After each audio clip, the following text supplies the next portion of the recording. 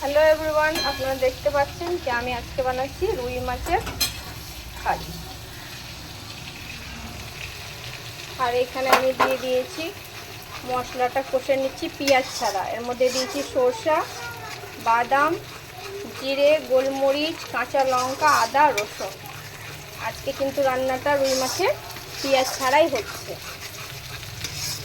এবার আমি দিয়ে দিচ্ছি হলুদটা পরিমাণ মতো,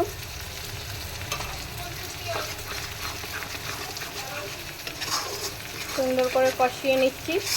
অ্যাকচুয়ালিতে হলো কি, আমি বানাচ্ছিলাম মশলাটা কিভাবে করলাম, আমি পুচু দিল মোবাইলটাকে বন্ধ করে, ব্লগিংটা আমার বন্ধ করে দিল, কেটে গেল, দিয়ে আবার আমাকে নতুন করে করতে হচ্ছে, সেই জন্য মশলা বাটাটা দেখাতে পারলাম না।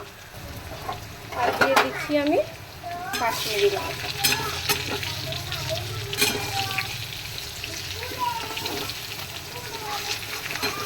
সুন্দর করে আমি কষিয়ে নেব।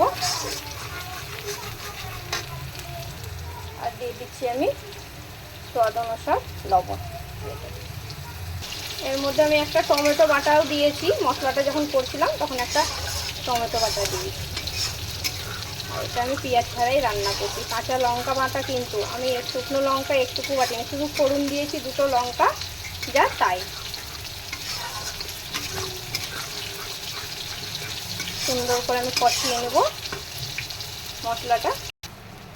মশলা এবার আমার তেল ছাড়ছে, মানে মশলাটা কষা হয়ে গেছে। এবার আমি দিয়ে দেবো জল।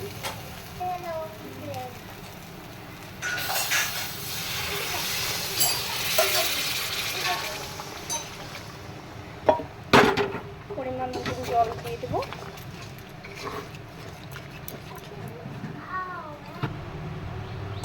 এবার ঝোলটা আমার ফুটে এসছে। এবার আমি দিয়ে দেবো মাছগুলো। আর একটু ফুটে যাক ঝোলটা ভালো করে।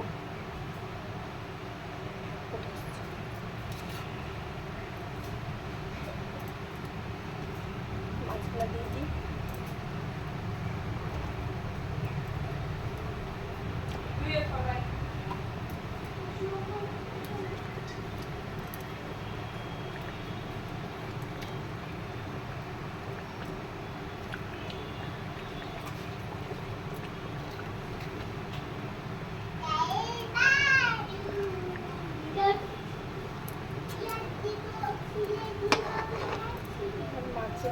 আমি একটু ডুবিয়ে দিচ্ছি এরকম করে করে কমপ্লিট করে।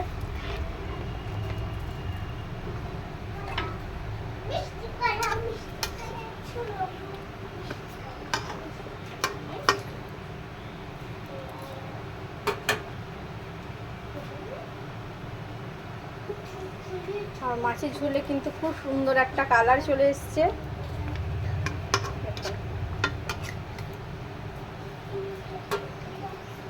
আর এটা 5 মিনিট আমি হালকা আঁচে ফুটিয়ে নেব। আর মাছটা হয়ে গেছে রেডি। এবার আমি বন্ধ করে নেব। গ্যাসটা বন্ধ করে 5 মিনিট ঢেকে দেব।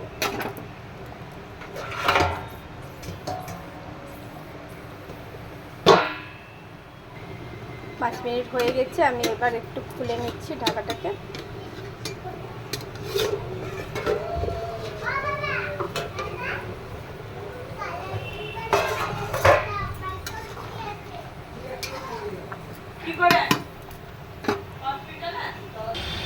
এবার আমি গ্যাসটাকে বন্ধ করে 5 মিনিট ঢেকে রেখে দেবো, তারপরে পরিবেশন করব। এই হয়ে গেছে আমার রুই মাছ টমেটো সরষা দিয়ে রেডি। অবশ্যই জানাবেন কেমন হলো রান্না। আর কুচু তো ঠিক আছে, এবার রাখি। Bye, tata, take care, by.